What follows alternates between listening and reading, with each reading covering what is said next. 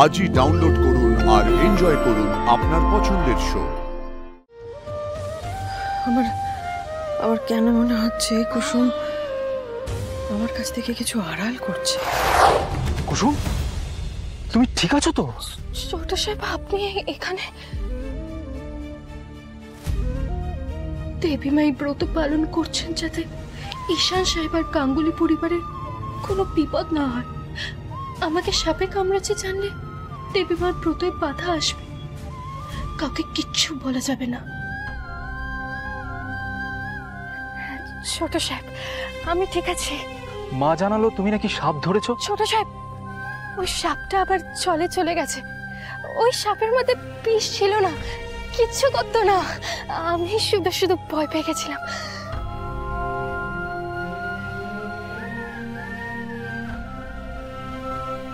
তুমি হাতে ওড়না বেঁধেছো কেন? এটা আসলে জল তুলতে তুলতে হাত ব্যথা করছিল তো, তাই। কুসুম, আমি যে তোমাকে কি বলে ধন্যবাদ জানাবো। ও মা, আমাকে হঠাৎ ধন্যবাদ জানাবেন কেন? এই পুরো পুজোর জন্য তুমি মাকে যেভাবে সাহায্য করেছো তার কোনো তুলনাই হয় না কুসুম। আমি একা কোথায় ছোট সাহেব? ঈশান সাহেবও তো জল তুলে দিচ্ছিলেন, আর আপনিও তো ছিলেন দেবী মায়ের সাথে। হ্যাঁ আমি জানি, কিন্তু শুরুটা তো তুমিই করেছিলে, তাই না? আমি যে দেবী মার পাশে থাকতে পেরেছি এটাই অনেক।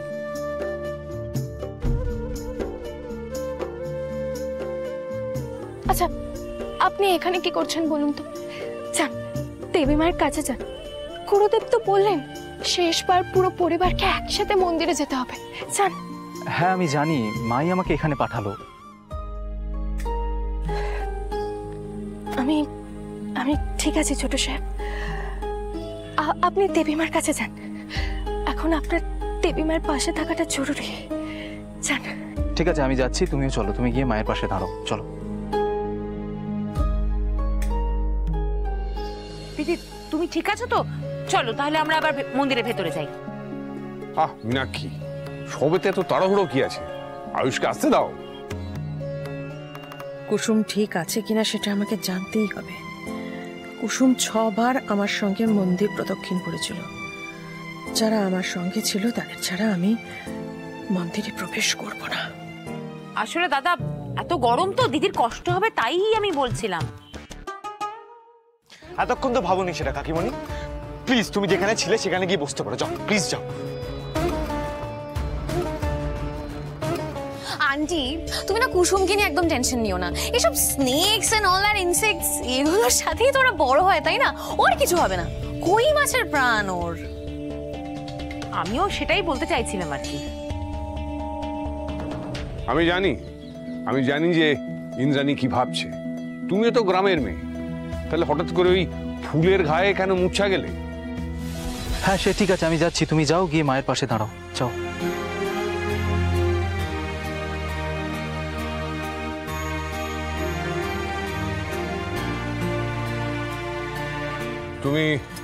তুমি ঠিক আছো কুসুম? হ্যাঁ বড় সাহেব। দেবীমা, আমার কিচ্ছু হয়নি। আপনি নিজের ব্রত পালন করুন।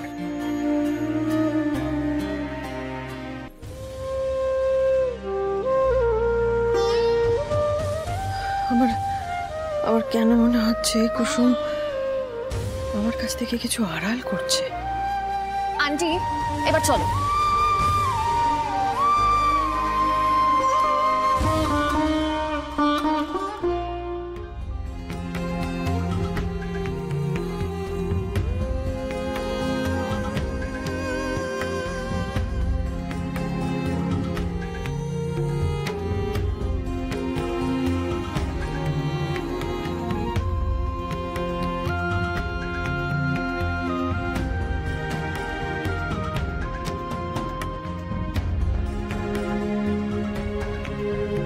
কুসুম, এই কুসুম কুসুম কুসুম, এই কি হয়েছে?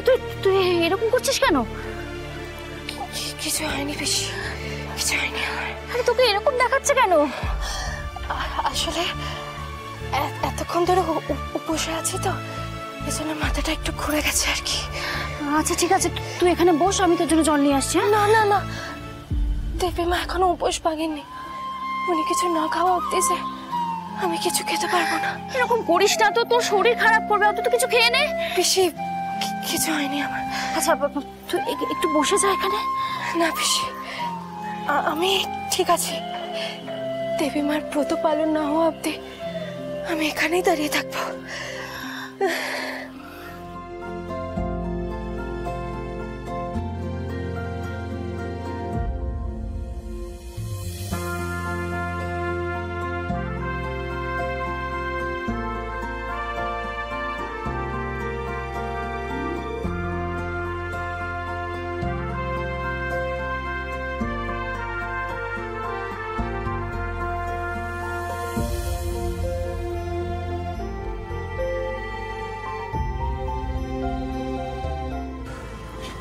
মা, ইন্দ্রাণী,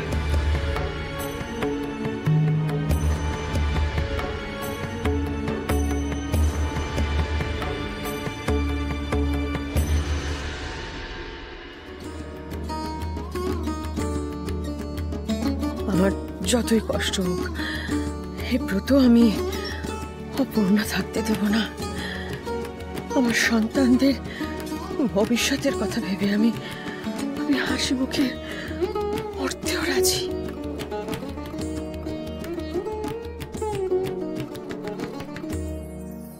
গুরুদেব তো বলেছিলেন যে সব শেষে পরিবারের সবাইকে একসঙ্গে এখানে আসতে। আমরা আসতে পেরেছি, সুতরাং বোঝাই যাচ্ছে ইন্দ্রাণী, তোমার ব্রত সফল হয়েছে। হাতে এটা কি রে? কিছু না পিসি, হাত আমার ব্যথা করছিল তো তাই বেঁধে রেখেছি হাতে। পিসি আমার শুধু শরীরটা খারাপ করছে, আর কিছু হয়নি। ঠিক আছে, আমি ঠিক আছে। কুসুম, তুই মন্দিরে দাঁড়িয়ে আমাকে মিথ্যে কথা বলছিস না তো? আমি যে মিথ্যেটা বলেছি তাতে ঠাকুর আমাকে শাস্তি দেবে না, কারণ আমি সব করেছি দেবী মার জন্য। তুই প্লিজ এবার কিছু খেয়ে নে, প্লিজ। না, আমি কিচ্ছু খাবো না। তাহলে আমি ম্যাডামের কাছে গিয়ে পারমিশন নিয়ে হলেও তোকে খাওয়াবো জোর করে। দাঁড়া। না পিসি, ধরে নাও, এটাই আমার শেষ অনুরোধ তোমার কাছে। কুসুম, এসব কি কথা? হ্যাঁ, এই ধরনের কথা তুই একদম মুখে আনবি না কুসুম। পিসি, এইটুকুনিতে ভয় পেয়ে গেল? হ্যাঁ, আমি ভয় পেয়েছি, কারণ গুরুদেব বলেছেন তোর তোর বিপদ আসন্ন, তাই আমি ভয় পেয়েছি। আমার কিছু হবে না পিসি, দেবী মার আশীর্বাদ আছে আমার সাথে। আমার কিচ্ছু হবে না, কিছু না।